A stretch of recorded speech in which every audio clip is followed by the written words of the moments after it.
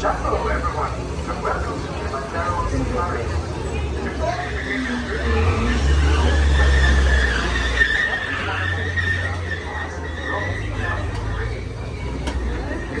Wave goodbye to it together because I can't stop to retrieve anything out here.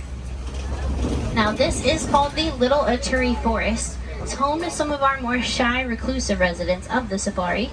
If you look over to your right, we have an Okapi out here. Okapis weren't discovered by Westerners till 1901. We're still not sure how many of them are in the wild because they're hard to find. But we do know that that Okapi is the closest living relative to a giraffe. Both giraffes and okapis have a similar skull structure. They're both going to have 7 vertebrae in their neck, and they're both going to have their nickname the ghosts of the forest since they are so rarely seen. Now both male and female bongos are going to grow horns. This lighter brown antelope that's kind of closer down by the truck is a greater kudu. It's a female greater kudu since she doesn't have any horns. Only the males can grow horns. But a greater kudu male's horns are going to be up to 6 feet long. It has on its beak. They're going to stand up to 5 feet tall and have a wingspan of 9 feet. It's going to be about as wide as the canopy above our heads. These are going to be pink-backed pelicans. They get their name from the pink color their backs turn during mating season. They're one of 8 pelican species, and they are colonial nesters. They nest in large groups of up to 500 pelicans. On your left, the leader of the bloat is going to be the hippo that has the largest mouth. Now these hippos are nocturnal. They are going to sleep the majority of the day. Typically in the water, they can hold their breath up to 8 minutes at a time. Then at nighttime, they'll come up on shore to feed. They do have to eat grass and vegetation up to 20 feet long. They're going to be the world's 2nd largest crocodile.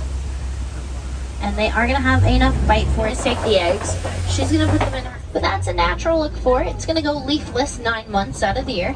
And it's got a very thick trunk because it's really good at conserving water for the dry season. Now these Hartsman Mountain zebras, a group of them is going to be called a dazzle.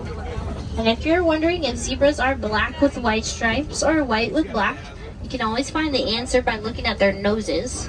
All of our zebras out here have black noses, so they're going to be black with white stripes.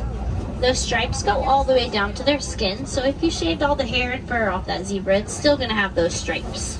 Some of Africa's most successful hunters, they're going to have a successful hunting rate of about 80%. It's going to be due to their ability to track their prey to their prey.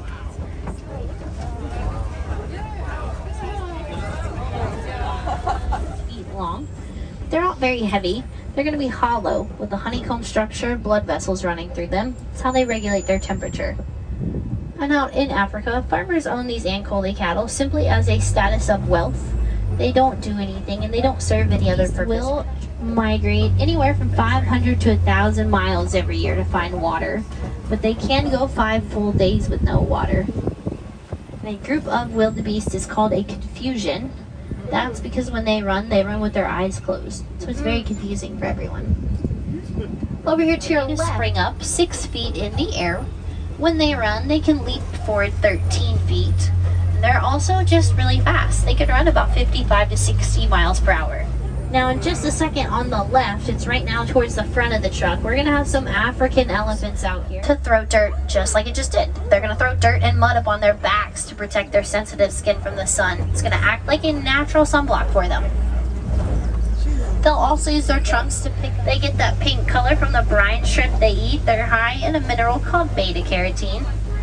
But when a baby flamingo is born, it's not going to be born pink. It's going to be gray or white. It's going to take that baby flamingo. On this hillside to the left, we're going to have some cheetahs walking very long, only about the length of a football field. So just quick, short bursts of speed. Over to your right, we have a early morning nap. Cheetahs like this is going to be called a coalition. Now that male lion has a mane. His mane is going to weigh about 40 pounds. And lions are going to sleep about 16 to 20 hours out of the day. They'll be more active in the evening hours. That's when they do most of their hunting. Their night vision's about 6 times better than ours. Now the female lions are going to be the ones that do the hunting. That male will actually hang back to guard their territory and any cubs they have. But they're not the most successful hunters. Only 1 out of every 8 lion hunts is going to be successful. And a group of lions like this is going to be called a pride. Prides can get as large as 20 lions. One egg is equivalent to 24 chicken eggs. The shells on those eggs are going to be so strong you could stand on one and it would not crack. So they are going to have a mutually beneficial relationship with the farmers. They'll provide the farmers and their families